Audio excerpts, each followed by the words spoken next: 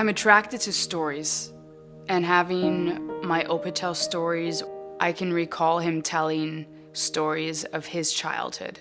And he would only share them more as we got older, because that's when we could understand them better.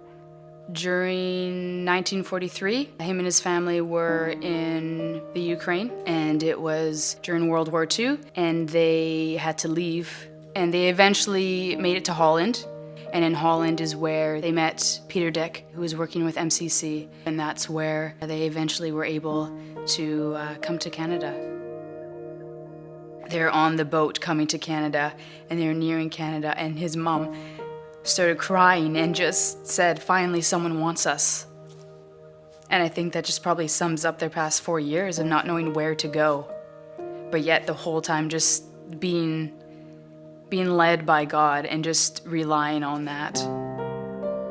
When you read the story or you hear stories, they just give. There's just so much compassion for everyone else who is suffering alongside with them. But in him sharing those stories, he was sharing this idea that you give whether or not you have what you would think is enough. To pass down the stories and what made it relevant to us is very, very important. To pass it down to our children and hopefully down to their children and their friends and people, everyone we come in contact with, because I mean the circle needs to get bigger than just our families. It becomes more difficult with each generation, I believe, because the impact of the first generation it's hard to pass that on to future generations, which means we just have to work a little harder doing it.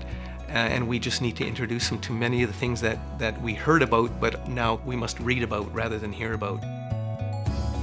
As I've gotten older, I've recognized more the value and the significance that MCC has had in my life in terms of my heritage, and the work they're doing today is extremely significant and is very relevant to my heritage and my grandfather being a refugee and the way they support refugees. And so MCC is just an organization that I am 100% behind.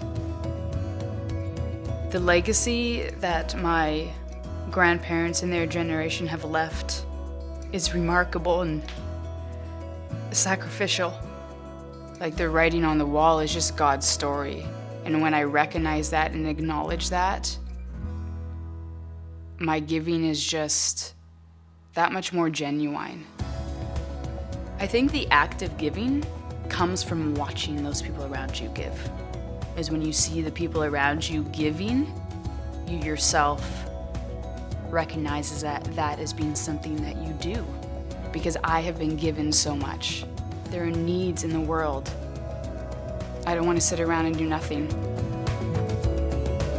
I wish I would have had even more interest when my Opa was alive, because I would love to hear more stories. And I think it's extremely important for my grandparents' generation to be telling stories to their grandchildren and their great-grandchildren, because they need to be heard and they're important. And it's God's story that you're sharing. It's a story of faith that needs to continue.